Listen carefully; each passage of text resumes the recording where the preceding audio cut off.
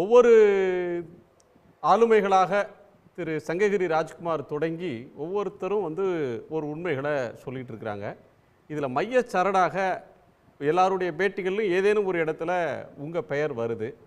நீங்கள் சொல்லித்தான் பிரபாகரன் சந்தித்தார் சீமானை, நீங்கள் கேட்டுக்கொண்டதால் தான் அவருக்கு அங்கே அனுமதி வழங்கப்பட்டது அப்படின்னு தொடங்கி பல ரெஃபரன்சஸ் உங்கள் பேரில் வருது. என்ன நடந்தது? நீங்கள் என்ன சொல்ல வர்றீங்க இந்த கான்ட்ரோவர்சியில்? இதில் ஆமாம், எல்லோரும் தோழர்கள்லாம் பேசிய போது அப்படிப்பட்ட கருத்துக்கள் சொல்லப்பட்டது. இன்னும் சந்தோஷ் ஒருபடி மேலே போய் பேசினார். கஜன் ஃப்ரான்ஸ்லேருந்து பேசினாங்க. அந்த ஒரு விதத்தில் அந்த பிழைக்கு நான் பொறுப்பேற்று கொள்ள வேண்டியவன் தான். ஆனால் அப்போ எப்படி ஏராளமான ஒரு சமூக அக்கறையுள்ள, தமிழ்நாட்டின் மீது மிகுந்த அக்கறை மிகுந்த தமிழ் உணர்வு மிக்க இளைஞர்கள் பல லட்சம் பேர் ஏமாந்து போயிருப்பதை போலத்தான் அன்று நான் ஏமாந்திருக்கிறேன் என்பதுதான் இப்போ அறிந்துகிறேன். ஆனால் என்னுடைய பரிந்துரையின் மீது போனார்னு இல்லை, பரிந்துரைத்தது வேறொருவர் தான். என்னிடம் அதற்கான அவரை பற்றிய கருத்து கேட்டபோது எங்கள் மேடையில் தொடர்ந்து பேசி வருகிறார். நல்ல நம்ம கருத்துக்கு ஆதரவான கருத்துள்ளவர் அப்படின்ற அளவுக்கு நம்ம சொன்னது உண்மைதான். சந்திப்புக்காக பேசுகிற போதும் அதைத்தான், அது ரெண்டு சேர்த்து தான் அதை பின்னால் பேசுகிற போதும் அதுதான் சொன்னேன். அது இன்னும் இல்லை, அவர் நம்மால் தான் என்பதாகத்தான் சொன்னோம். அப்படித்தான் இருந்தார் அவர். ஆனால் அவர் பேசுகிற பொய் எல்லாம் பொருத்தமில்லாத பொய். நான் இப்போ சொன்னேன், பட்டுக்கோட்டை கல்யாணசுந்தரம் பாட்டிருக்கும், பொய்யை சொன்னாலும் பொருந்து சொல்லுங்கடா போக்கத்த பசங்களான் இருக்கும். அப்படி பல முறை சொல்லுகிற போது தலைவர் பிரபாகரன் இவரிடம் சொன்னாராம், பெரியாரின் வளர்ந்த கைத்தடி தான் இப்போ நிமிர்ந்து துப்பாக்கியாக இருக்கிறது அப்படியெல்லாம் சொன்ன பிரபாகரன் அண்மையில் ஒரு 7-8 ஆண்டுகளுக்கு முன்னால் இவரை பார்த்து, இல்லை இல்லை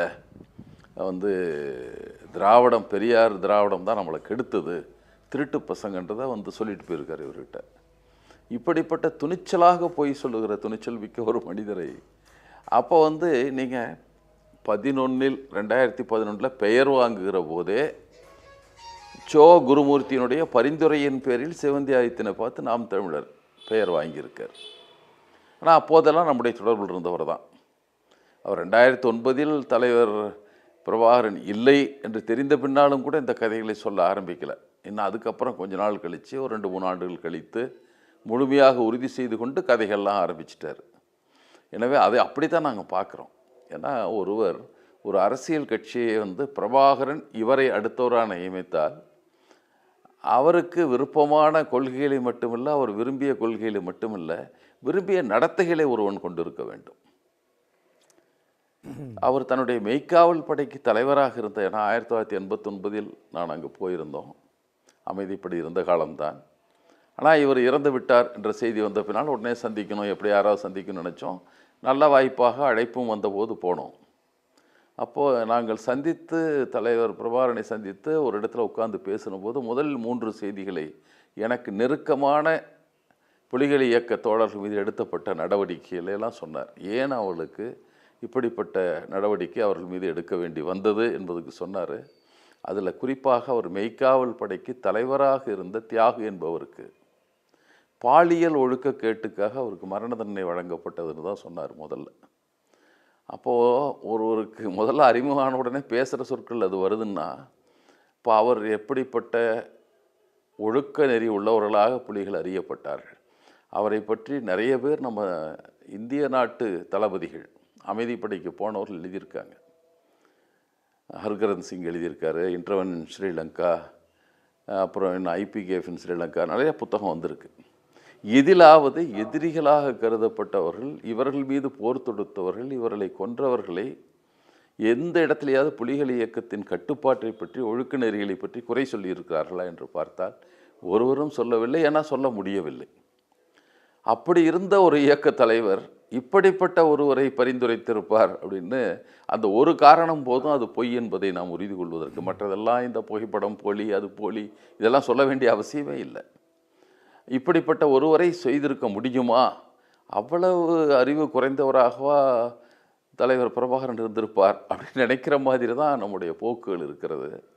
எனவே இப்போ அவர் மெல்ல மெல்ல தன்னுடைய போக்குகளை எப்படி மாற்றிக்கொண்டார் என்பது வந்து ஈழத்தமிழிடம் நன்கொடை வாங்கினார், அதெல்லாம் சொல்கிறாங்க. சரி, ஏமாந்தவர்கள் கொடுக்குறார்கள், வழிப்பறி சேரவன் ஏமாந்தவனை எடுத்துகிட்டு போகிறான், சங்கிலியாக இருக்கிறான், இவர் பணத்தை திரட்டி இருக்கிறார், அதெல்லாம் இருக்கட்டும்.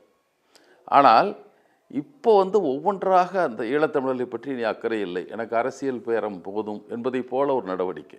நான் இப்படித்தான் அவரை பார்க்குறேன்.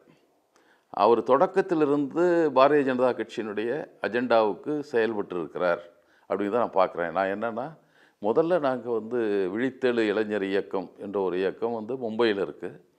பெரியாரிய கொள்கைகளை ஏற்றுக்கொண்டவர்கள், ஆனால் திராவிடர் கழகத்து குடும்பங்களை சேர்ந்தவர்கள். அந்த இளைஞர்கள்லாம் பெரியார் பிறந்த நாளுக்கு என்னை அழைத்தார்கள். தோழர் மதிமாறனும் வந்தார், எல்லாம் சென்றோம். கடைசியாக கேட்டாங்க, ஆனால் சீமானை கூப்பிட்டு வர முடியுமான்னு கேட்டாங்க. கூட்டிகிட்டு போனோம். போயிட்டு அது நிகழ்ச்சி முடிந்து நாங்கள் திரும்பி வந்து 1 மாதம் 1.5 மாதம் கழித்து அங்கே நடந்த தேர்தலில் பாரதிய ஜனதா கட்சி வேட்பாளரை ஆதரித்து பேசுவதற்கு அங்கே போகிறார். அதற்கடுத்து நீங்கள் இப்போ தோழர் கூட குறிப்பிட்டார், இப்போ இவருடைய இமேஜ் பில்டப் ஒன்று நடந்தது இவருக்கு, மோடிக்கு. அடுத்த வேட்பாளராக, தலைமை அமைச்சருக்கு வேட்பாளராக அவரை கொண்டு வர வேண்டும் என்ற எண்ணத்தில் அதை முதல்ல தொடங்கிட்டாங்க. அதற்கு ஆதரவான பரப்புரை வேறு எல்லா பக்கமும் பேசிகிட்டு இருந்தார். அந்த ஊரில் போய் பேசலை, தமிழ்நாட்டு மேடைகள் பேசுகிற போதும் அவரை பற்றி மிக உயர்த்தி மோடி என்ற பெருமகனார் அப்படின்னு சொல்லிகிட்டே தான் இருந்தார். அடுத்து இப்போ வந்து ஒவ்வொரு பணிகளாக அவர்கள் வந்து பேரை வாங்கினது, அப்புறம் அடுத்தது பெரியாரிய மேடையில் இருந்துட்டு அடுத்து பரப்புரைக்கு போனது, மோடியினுடைய இமேஜ் பில்டப்புக்கு துணை நின்றது என்ற வரிசையாக பார்த்துட்டு இருந்தீங்கன்னா, இப்போது தமிழகத்தில் நுழைவதற்கு தடையாக இருக்கிற பெரியார் என்ற அந்த கருத்தியல், அவர் உருவாக்கி வைத்திருக்கிற அந்த சிந்தனை போக்கை உடைத்தறிவதற்கு எதை வேண்டுமானாலும் செய்யலாம். ஏன்னா தலைவர் பிரபாகரனை பற்றி இவ்வளவு பொய் சொன்னவர், இந்த பொய்யெல்லாம் எளிதென்று கருதி இருக்கக்கூடும். அவர் ஒரு எப்படிப்பட்ட மனிதராக இருக்க, ஒரு லாஜிக்கு சொல்லுவார் இல்லவா, அப்படி கூட இல்லை. பெரியார் பற்றி இப்படி சொல்லியிருக்கார் என்று பேசுகிறார். கேட்டால் உங்ககிட்ட தான் ஆதாரம் இருக்குங்கிறார். அடமடையா, நீ எதில் படித்த, அதை சொல்லு என்று கேட்டால் அதற்கு அண்ணாமலை பதில் சொல்லுவார், ராஜா பதில் சொல்லுகிறார், எங்களிடம் இருக்கிறத நாங்கள் கொடுக்குறோம். அவர்களை ஆபத் பாந்தவர்களாக வந்தவர்களும் அதை கொடுக்கவில்லை. அதற்கப்புறம் ஓயாமல் அந்த பொய்யை திரும்ப திரும்ப சொல்லுகிறார். அது நல்ல வாய்ப்பாக, அவர் பெரியாரை விமர்சிப்பது அப்படின்றது பிஜேபிக்கான அஜெண்டா அப்படின்னு வரீங்க. நம்ம அண்மை கால 2-3 நாளில் நடந்துட்டு இருக்கிற டெவலப்மெண்ட்டை கொஞ்சம் இன்னும் கூடுதலாக பேசணும்னு நினைக்கிறேன். சித்தாந்த ரீதியாக பேசுவது ஒரு கோணம், என்ன சொல்லுங்க, ஒன்று இது ஒரு பிழை, அவரை வந்து ரெஃபர் பண்ணது வந்து ஒரு பெரும் தவறு அப்படின்னு நீங்கள் உணர்றீங்க. திரு சங்ககிரி ராஜ்குமார், சந்தோஷ், அமரதாஸ் இவங்கெல்லாம் சொல்கிற இந்த சீக்வன்ஸ், உங்களுக்கு அங்கே என்ன நடக்கிறது அப்படின்றதுல நெருங்கிய தொடர்பில் அந்த காலகட்டத்தில் இருந்தீங்க. அந்த கூற்றுகளை நீங்கள் வந்து என்டார்ஸ் பண்ணுறீங்களா? சங்ககிரி ராஜ்குமார் தொடங்கி அமரதாஸ் வரலையும் பேசுறது இல்லை, ஆமாம், எல்லா நேரத்திலும் நான் சொல்லியிருக்கேன். இதை வந்து ஒரு 7-8 ஆண்டுகளுக்கு முன்னால் ஒரு காணொளி பதிவு ஒரு யூடியூப் சேனலில் எடுத்த போது தான் நான் சொன்னேன். 12 நிமிடங்கள் அவர் சந்தித்த நேரம் என்பதை அப்போ சொன்னோம். ஏன்னா அது வரைக்கும் அதை சொல்ல வேண்டிய தேவையும் இல்லை, அது பற்றி நான் வரல. அப்போ ஏதோ ஒரு விமர்சனம் வந்தபோது என்னிடம் கேட்கார். அப்போ நான் சொன்னேன், ஆமாம், அவர் நிமிடது 12 நிமிடம் தான், இப்படி சொல்கிறார். ஏன்னா அவர் வேணால் சொல்லி கொண்டு இருக்கட்டும், எனக்கு தெரிந்த கருத்து இதுதான், இதை சொல்லுகிறேன், அப்படி தான் நான் சொன்னேன். நான் அதோட வந்து தன்னைத்தானே இன்னும் அவர் பெய்த பெரிய துரோகம் வந்து தலைவருக்கோ அல்லது தலைவர் பிரபாகரனுக்கோ அல்லது ஈழ விடுதலைக்கோ அவர் செய்த இது, அந்த களத்தில் இருக்கிற அனைவரையும் துரோகிகள், தெலுங்கர்கள் என்று பேசி பேசி அந்த களத்துக்கு கூட யாரும் வராமல் கவனமாக பார்த்து கொண்டு ஒற்றை தனி மனிதராக தலைவராக தான் நிற்க வேண்டும் என்பதையும் செய்து கொண்டு வந்திருக்கிறார் என்பதை நீங்கள் கவனிக்கணும். எல்லாவற்றும் நான் தான் செய்வேன். ஈழத்தை பற்றி நீங்களார் பேசுவதற்கு தலைவர் பிரபாகரனை அறிமுகப்படுத்தினாரா? உங்களுக்கு ஒன்றை சொல்லணும், ஆப்ரேஷன் என்டபி என்று சொல்லுவார்கள். விமானம் கடத்தல், அது போய் இதில் நின்று இஸ்ரேல் அதிரடிப்படை போய் அதை வந்து மீட்டு வந்தது, எந்த இழப்பும் இல்லாமல் விமானத்தை கொண்டு வந்ததை பெரியா சொல்லுவாங்க. அடுத்ததாக சொல்லப்பட்டது என்பது கட்டுநாயகா விமான தாக்குதல் தான். உலகம் வியந்து பார்த்தது.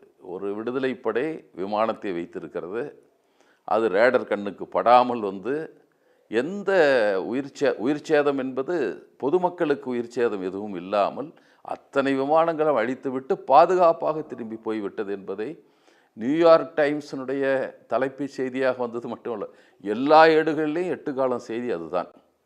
அப்போ இவர் தான் வந்து பிரபாகரனை, விடுதலை புலிகள் இயக்கத்தை அறிமுகப்படுத்தியது போல பேசிக்கொள்ளுகிறார், வேறு யாருக்கும் தெரியாது என்பதை போல. அந்த இயக்கத்திற்கு நடந்த ஆபத்துக்கெல்லாம் டெசோ மாநாடு மட்டுமல்ல, இவங்களை கடத்தினார்கள். அண்டன் பாலசிங்கம், சந்திரஹாசன் இவரெல்லாம் கடத்தின போது அந்த சமயத்தில் நடந்த ஊர்வலங்கள் தமிழ்நாடு முழுக்க, சென்னையில் நடந்தது பல லட்சம் பேர் கலந்து கொண்ட ஊர்வலம். அதன் தொடர்ச்சியாக மாவட்ட தலைநகரெல்லாம் நடந்தது. என்ன சாதாரண எழுச்சியா? அல்ல டெசோ மாநாட்டில் உலக இந்தியாவில் இருக்கிற எல்லோரையும் அழைத்து வந்து நடத்தி அதன் வழியாக அந்த செய்திகளை பேச வைத்தது என்ன சாதாரண எழுச்சின்னு நினைக்கிறீங்களா? அதன் வழியாக தெரிந்திருக்காதா? துணிச்சலாக பொய் சொல்லுவதும் சரி, இது வந்து பைத்தியக்காரன் உளறல் என்பதை போல அவர்கள் கடந்து சென்றதும் தான் ரொம்ப துணிச்சலை அவர் கொடுத்து விட்டது என்று கருதுகிறேன். இது வந்து இப்போ வெளிப்படுவது என்பது, இந்த 12 நிமிட செய்தி சொன்னோம், அதையே சொல்லாமல் அப்படி தொடர்ந்து சொல்ல முடியவில்லை, சொல்லி கொண்டிருப்போம், தேவை நமக்கு வரவில்லை, அப்படி நினைக்கவும் இல்லை. நாங்கள் நினைத்தோம்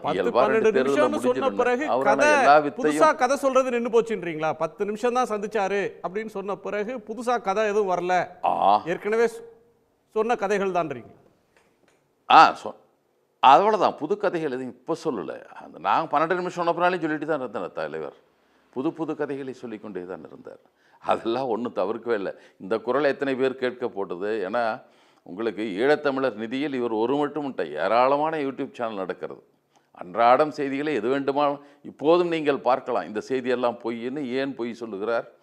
சங்கர் ராஜ்குமாருக்கு யார் பணம் கொடுத்து, சந்தோஷ்க்கு யார் பணம் கொடுத்தது, அங்கே இருக்கிற அருள்தாஸுக்கு யார் கொடுக்க போகிறார்கள்லாம் கூட அவங்க யூடியூப் சேனலில் விவாதிக்கப்படும். அது மூலதனமாக பொய்யை மட்டுமே வைத்துக்கொண்டு பேச வேண்டும் என்று வந்துவிட்ட பின்னால் அவர்களுக்கு வந்து அந்த கூச்சம் அதெல்லாம் இருக்கவே இருக்காது. அது தொடர்ந்து பேசி கொண்டு இருப்பார்கள். அதை இவரும் செய்து கொண்டு தான் இருக்கிறார். அதில் ஒன்றும் அவர் கூச்சப்படவே இல்லை. பொய்கள் அம்பலமாவது பற்றி கூச்சம் இல்லாமல் தொடர்ந்து பேசுகிறாரு அப்படின்னு சொல்கிறீங்க. நான் அவருடைய ஆதரவாளர் திரு அதியமானுடைய கருத்து கேட்டுறலாம். திரு அதியமான், நீங்கள் ஒரு இல்லை தோழர், அதுக்கு வந்து இன்னொரு செய்தியை நான் சொல்லிடுறேங்கண்ணா. ஒரு செய்தி சொல்லிடுறேன். இப்போ வந்து சந்தோஷ் சொன்னார், சந்தோஷுக்கு வந்து விவாதிக்க தயாரான்னு சொன்னார். விவாதிக்க தயார்னு ஒரு செய்தி வந்தது. அதை வந்து யார் போட்டிருந்தாங்கன்னா, அதுக்கப்புறம் வந்து ஒரு நாம் தமிழர் கட்சியினுடைய முக்கியஸ்தருடைய எக்ஸ்தலத்தில் வருது. அது வந்து நான் விவாதிக்க தயாராக இல்லை, பின்வாங்கி கொள்கிறேன்னு சந்தோஷ் போட்டதாக வருகிறது.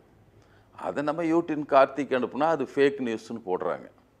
அது இன்னும் கூட இதெல்லாம் நீங்கள் பார்த்தீங்கன்னா அவங்களுடைய வழிகாட்டியாக இருப்பது தலைவர் பிரபாகரனோ இங்கே இருக்கிற தலைவரோ இல்லை அவங்க ஆள் இருக்காங்கல்ல 2 பேர், சாதித்தனார் மாப்போசியோ கூட இல்லை. பாரதிய ஜனதா கட்சியினுடைய பின்னூட்டங்கள் எப்படி இருக்குமோ அதே பின்னூட்டம் தான் தம்பிகளுடைய பின்னூட்டங்கள் இருக்கும். அவங்க எப்படி துணிஞ்சு பொய் சொல்கிறாங்களோ, சிங்கப்பூர் சாலையும் வெளிநாட்டு சாலைகளையும் வெளிநாட்டு கட்டிடங்களையும் குஜராத் கட்டிடமாக காட்டுறாங்களோ அதுபோலத்தான் இதுவும் இருக்கும் இவருடைய பொய். அது தொடர்ந்து இப்போ வந்து யார் வந்து அவருடைய இலக்கு மாந்தர்கள் என்பவர்கள் மாறிக்கொண்டே வருவாங்க. பெரியார் இருந்தார், அடுத்து பிரபாகரன் இருந்தார், இப்போ வந்து பெருமகனார் மோடியை வந்து அவருடைய இலக்கு மாந்தராக மாறிவிட்ட பின்னால் அவங்க எதுக்கு பொய்க்கு அஞ்சுறாங்க? அதுதான்.